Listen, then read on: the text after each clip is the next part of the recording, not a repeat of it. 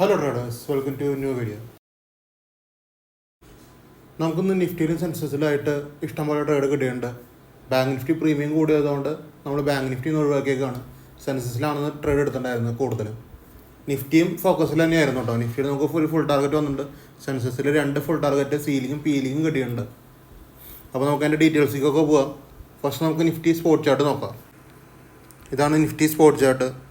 Same ലെവലാണ്. 23,807 important ആയിട്ടുള്ള resistance ആണ്. നിഫ്റ്റി സ്പോട്ട് നിൽക്കുന്നത് ഒരു റിട്രേസ്മെൻ്റ് രീതിയിൽ തന്നെയാണ് നിൽക്കുന്നത്. ഇനി ഇവിടെ നിന്നൊരു സി എടുത്തിട്ടൊക്കെ പോകാൻ നല്ല ചാൻസ് ഉണ്ട്. ബാങ്ക് നിൽക്കുന്നത് റെസിസ്റ്റൻസിൻ്റെ മുകളിൽ തന്നെയാണ്. കാര്യമായിട്ട് ഇന്നലെ ക്ലോസ് ചെയ്തിടത്ത് തന്നെയാണ് ബാങ്ക് ഇന്നും നിൽക്കുന്നത്. ക്ലോസ് ചെയ്തപ്പോൾ ബാങ്ക് ഒരു സി തന്നെയാണ് കാണിച്ചുകൊണ്ട് നിൽക്കുന്നത് കേട്ടോ. നിഫ്റ്റിയും കുഴപ്പമൊന്നുമില്ല, നല്ല മൊമെൻ്റൊക്കെയാണ് നിഫ്റ്റിയിൽ കിട്ടണത്. സിയിലേക്ക് പോകാൻ നല്ല ചാൻസ് ഉണ്ട്.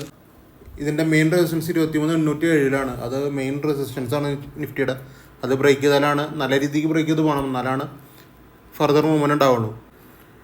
ഇതായിരുന്നു നമുക്ക് നിഫ്റ്റിയിൽ കിട്ടിയ ഒരു ട്രേഡ്. 23,550 PE.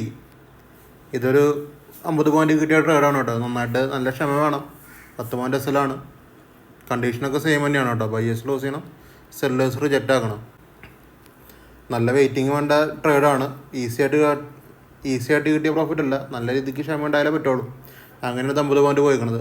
നമുക്ക് മുകളിലൊരു ട്രേഡ് ഉണ്ടായിരുന്നു, അതായത് 138.50. അവിടെ ഒരു ട്രേഡ് കിട്ടിയിട്ടുണ്ടായിരുന്നു. അതൊരു 10-15 പോയിൻ്റ് മുകളിലേക്ക് പോയിട്ടുണ്ട്. പിന്നെ ഒരു റീ എൻട്രി എന്ന് പറഞ്ഞൊരു ഓപ്ഷനൊക്കെ ഉണ്ട് കേട്ടോ. അതിപ്പോൾ ഇവിടെ നിന്ന് ഇപ്പോൾ ട്രേഡ് എടുത്തു. നിങ്ങളിപ്പോൾ ഇവിടെ നിന്ന് ട്രേഡ് എടുത്തിട്ട് ഒരു 10-15 മുകളിൽ പോയി അടിയിലേക്ക് വന്നിട്ട് SL പോയി നോക്കി. നമ്മളവിടെ ബുക്ക് ചെയ്തിട്ട് SL പോയെങ്കിൽ പിന്നെ റീ എൻട്രി ആണ് കഴിയുമ്പോൾ. റീ എൻട്രി എടുത്താലും മതി. അങ്ങനെ നമ്മൾ നോക്കി ഇതൊക്കെ പ്രൊട്ടക്റ്റ് ആയി നിന്നോളൂ. നല്ലൊരു മൂവ്മെൻ്റ് മുകളിലേക്ക് പിന്നെയും പോയിട്ടുണ്ട്. 138 174 വരെ പോയിട്ടുണ്ട്. പിന്നെ നമുക്കുണ്ടായിരുന്നത് PE സൈഡായിരുന്നു. സെൻസസ് 77,600 PEയിലായിരുന്നു.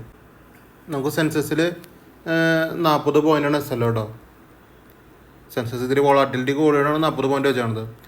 ഫസ്റ്റ് മിനിറ്റ് ക്യാനിൽ നമ്മുടെ ലെവലിൻ്റെ മുകളിലേക്ക് വന്നു.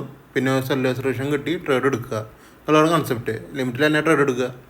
അതൊരു 150 പോയിൻ്റാണ് മുകളിലേക്ക് പോയിക്കുന്നത്. നമ്മൾ 40 പോയിൻ്റ് SL ഇടുമ്പോൾ 200 പോയിൻ്റാണ് ടാർഗറ്റ്. ഇതിൽ ഒരു 150ൻ്റെ മുകളിൽ പോയിൻറ്റ്സ് മുകളിലേക്ക് പോയിട്ടുണ്ട്. പിന്നെ അത് തിരിച്ചടിക്ക് വരിക. നമുക്ക് ട്രേഡ് കിട്ടിയത് 251.15 എന്ന് പറഞ്ഞ ലെവലാണ്. ഇതും സെയിം കണ്ടീഷനൊക്കെ സെയിം തന്നെയാണ്. ബയേഴ്സ് ക്ലോസ് ചെയ്യണം, സെല്ലേഴ്സ് റിജക്റ്റ് ചെയ്യണം, പിന്നെ ട്രേഡ് എടുക്കണം. ഈ ട്രേഡ് ഞാൻ എടുക്കാൻ പറഞ്ഞ SL സൈഡ് എൻട്രി ആയിട്ടാണ്. അപ്പോൾ ഇത് SL സൈഡ് തന്നെ എടുക്കുക. ഇതാണ് 40 പോയിൻ്റ് SL ഇടുന്നോട്ട് തന്നെ ട്രേഡ് എടുക്കുക. അങ്ങനെയാണ് ഇത് 200 പോയിൻ്റ് മുകളിലേക്ക് പോയിട്ടുണ്ട്. സെൻസസ് ആണ് കേട്ടോ. പിന്നെ ഒരു ട്രേഡും കൂടി കിട്ടിയിട്ടുണ്ടായിരുന്നു. ഇതൊക്കെ ഹോൾഡ് ചെയ്തിരിക്കുന്നവർക്ക് പ്രോഫിറ്റ് നല്ല രീതിക്ക് വരും കേട്ടോ. കുറേ സ്വൈപ്പിംഗ് ഒക്കെ നടന്നിട്ടൊക്കെ ഉണ്ട്. അത് ഇത്തിരി മുകളിൽ നിന്നുള്ള എൻട്രി ആണ്. അതായത് ലിമിറ്റഡിലുള്ള എൻട്രി ആയിരുന്നില്ല ഈ ട്രേഡ് കിട്ടിയത്. ഇത്തിരി മുകളിൽ നിന്നാണ് എടുത്തത്. അതുകൊണ്ടാണ് സ്വൈപ്പിംഗ് നടന്നതാണത്. നിങ്ങൾ ലിമിറ്റിൽ തന്നെ എടുത്ത് വരികയാണെന്നെങ്കിൽ കുഴപ്പമില്ല, മനസ്സിലായില്ലേ. ഇതൊരു 100 പോയിൻ്റ് മുകളിലേക്കാണ് അതും പോയിക്കണത്. പിന്നെ രാവിലെ ട്രേഡാണ് 23,600 C ആണ് കേട്ടോ. ഫസ്റ്റ് ട്രേഡ് നമുക്ക് നിഫ്റ്റിയിൽ SL ആയിരുന്നു, പ്രോപ്പർ SL ആയിരുന്നു. അത് രണ്ടാമത്തെ ട്രേഡ് ഒരു 15 പോയിൻ്റ് മുകളിലേക്ക് പോയിട്ടുണ്ട്. SL പെട്ടെന്ന് റിക്കവറായി എന്നാണ് ഉദ്ദേശിക്കുന്നത്, വേറെ ഒന്നുമല്ല. നിങ്ങൾക്ക് എന്തെങ്കിലും SL അടിക്കുകയാണെങ്കിൽ അത് അടുത്ത ട്രേഡിൽ തന്നെ റിക്കവർ ആക്കിയിട്ട് നിങ്ങൾ പിന്നെ ട്രേഡിങ്ങിന് ഇരിക്കുക കേട്ടോ. അതാണ് ഏറ്റവും നല്ല വഴി. പിന്നെ നമുക്കുണ്ടായിരുന്ന ട്രേഡ് 77,700 CEയിലാണ്. സെൻസസ് തന്നെയാണ്. ഇത് 200 പോയിൻ്റ് ക്യാച്ച് ചെയ്തിട്ടുള്ള ട്രേഡാണ്. കണ്ടീഷനൊക്കെ സെയിം തന്നെയാണ് കേട്ടോ. അതായത് ബയേഴ്സ് ക്ലോസ് ചെയ്തു, സെല്ലേഴ്സ് റിജക്റ്റ് ആക്കി, ലിമിറ്റിലെടുത്തു, അത്രേ ഉള്ളൂ.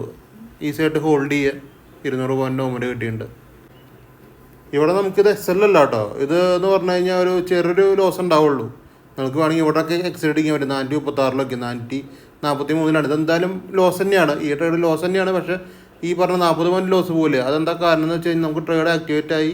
ഇതാണ് ട്രേഡ് ആക്ടിവേറ്റ് ആകണ ക്യാൻഡിൽ. അത് കഴിഞ്ഞിട്ട് 10 ക്യാൻഡിലുകൊണ്ട് നമുക്ക് പ്രോഫിറ്റ് വരണം, അല്ലെങ്കിൽ എക്സിറ്റ് അടിക്കാൻ തന്നെ പറയാറ് ഞാൻ. ഇതൊന്നും കൂടെ എണ്ണ വയ്ക്കുക. 2, 4, 6, 8, 10 ക്യാൻഡിൽ പ്രോഫിറ്റ് വന്നിട്ടില്ലേ. നമ്മൾ ലോസിലേക്ക് പോയിട്ടില്ല, ഫുൾ SLക്ക് പോയിട്ടില്ല. നമുക്ക് ഇവിടെയൊക്കെ ക്യാൻഡിൽ വന്നിട്ടുണ്ട്. അപ്പോൾ ലോസ് ഇല്ല എന്നല്ല, ആ ട്രേഡിൽ ലോസാണ്. പക്ഷെ 40 പോയിൻ്റ് ലോസ് ഉണ്ടാവില്ല, ഒരു 10-15 പോയിൻ്റിൽ ലോസ് ഉണ്ടാവുള്ളൂ അതിൻ്റെ ഉള്ളിൽ.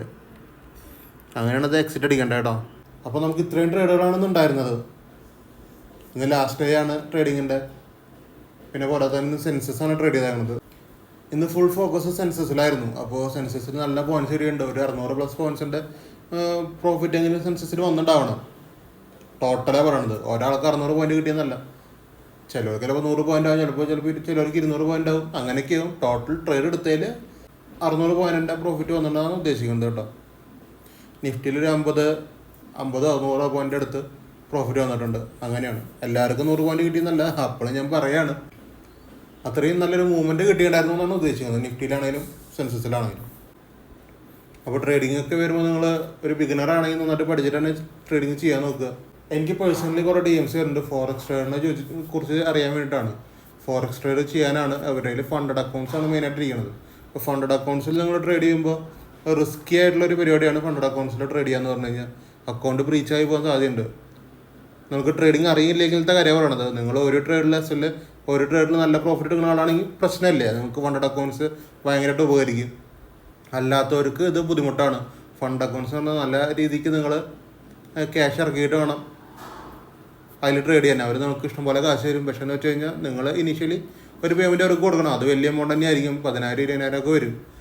അപ്പോൾ അങ്ങനത്തെ ഒരു മേഖലയിലേക്ക് നിങ്ങൾക്ക് പോകുമ്പോൾ എന്ന് വെച്ച് കഴിഞ്ഞാൽ നിങ്ങൾക്ക് കുറേ എമൗണ്ട് അക്കൗണ്ടിലുണ്ടാകും. പക്ഷേ എന്ന് വെച്ച് കഴിഞ്ഞാൽ നിങ്ങൾ ട്രേഡ് ചെയ്ത് പ്രോഫിറ്റ് എടുത്താലാണ് അതിൻ്റെ ഒരു ശതമാനം നിങ്ങൾക്ക് കിട്ടുള്ളൂ. അപ്പോൾ അതിനർത്ഥം എന്ന് പറഞ്ഞാൽ നിങ്ങൾക്ക് അത്രയും പ്രോപ്പറായിട്ടുള്ള ലേണിങ്ങും നോളജും ഉണ്ടായിരിക്കണം ട്രേഡിങ്ങിൽ, ഫോറക്സ് ചെയ്യാനൊക്കെ. അപ്പോൾ നിങ്ങൾ അങ്ങനത്തെ ഓരോ ട്രേഡ് എടുക്കുമ്പോൾ നിങ്ങൾ നന്നായിട്ട് പഠിച്ചിട്ടൊക്കെ ചെയ്യുക. ഫോറക്സിലൊക്കെ നന്നായിട്ട് പേപ്പർ ട്രേഡൊക്കെ ചെയ്യുക. റിയൽ ട്രേഡ് ചെയ്യാൻ പറ്റില്ലെങ്കിൽ ഡെമോ അക്കൗണ്ട് എടുത്തിട്ടൊക്കെ ട്രേഡ് ചെയ്യാൻ നോക്കുക. എന്നിട്ട് അതിൽ സക്സസ് റേഷ്യോ ഉണ്ടെങ്കിൽ മാത്രം നിങ്ങൾ ഫണ്ട് അക്കൗണ്ട്സ് എടുത്തിട്ട് ട്രേഡ് ചെയ്യുക കേട്ടോ. അതെനിക്ക് പേഴ്സണലി കുറേ DMs വരുന്നതുകൊണ്ടാണ് ഞാനത് പറഞ്ഞത്. ഞാൻ പേഴ്സണലി ഫണ്ട് അക്കൗണ്ട്സ് എടുത്ത് ട്രേഡ് ചെയ്യുന്ന ആൾക്കാർക്ക് എതിരൊന്നുമല്ല. അങ്ങനെ ചെയ്ത് പ്രോഫിറ്റ് എടുത്തു കഴിഞ്ഞാൽ അവർക്ക് തന്നെയാണ് ഗുണം. നല്ല രീതിക്ക് പ്രോഫിറ്റ് കിട്ടുകയാണെങ്കിൽ അവർക്ക് തന്നെയാണ് ഗുണം, ഇല്ലയെന്നും പറയാനില്ല. പക്ഷേ ഇത്തിരി നന്നായിട്ട് പഠിച്ചിട്ട് ചെയ്യുക. വെറുതെ അത് കണ്ടു ചാടി കയറി പോയി ഫണ്ട് അക്കൗണ്ട്സ് എടുക്കുക, ചെയ്യുക, കാശ് കളയുക, അല്ലെങ്കിൽ അക്കൗണ്ട് ബ്രീച്ച് വെക്കുക. അങ്ങനെ നിന്ന് കഴിഞ്ഞാൽ നമുക്ക് ട്രേഡിങ്ങേ വെറുക്കും. അതാണ് ഞാൻ പറഞ്ഞു തരുന്നത് കേട്ടോ. അപ്പോൾ അത്രയ്ക്കുള്ള ഇന്നത്തെ വീഡിയോ ഇഷ്ടപ്പെട്ടാൽ ഞങ്ങൾ യൂട്യൂബ് ചാനൽ സബ്സ്ക്രൈബ് ചെയ്യുക, ലൈക്ക് ചെയ്യുക, ഷെയർ ചെയ്യുക. മാക്സിമം നിങ്ങളുടെ ഫ്രണ്ട്സിന് ഷെയർ ചെയ്ത് കൊടുക്കുക. പിന്നെ എനിക്കൊരു Instagram ഉണ്ട്, ആ Instagram ഒന്ന് ഫോളോ ചെയ്ത് വെച്ചേക്കുക. ലിങ്ക് ഞാൻ ഡിസ്ക്രിപ്ഷനിൽ കൊടുത്തിട്ടുണ്ട്. 11-ാം തീയതി മാർക്കറ്റ് ഹോളിഡേ ആണ്. നമുക്കിനി അടുത്ത ട്രേഡിംഗ് ഡേ വരുന്നത് ചൊവ്വാഴ്ച ആണെന്നാണ് തോന്നുന്നത് കേട്ടോ. അത് നമുക്ക് ചൊവ്വാഴ്ച കാണാം. അപ്പോൾ ഓക്കെ, ബൈ.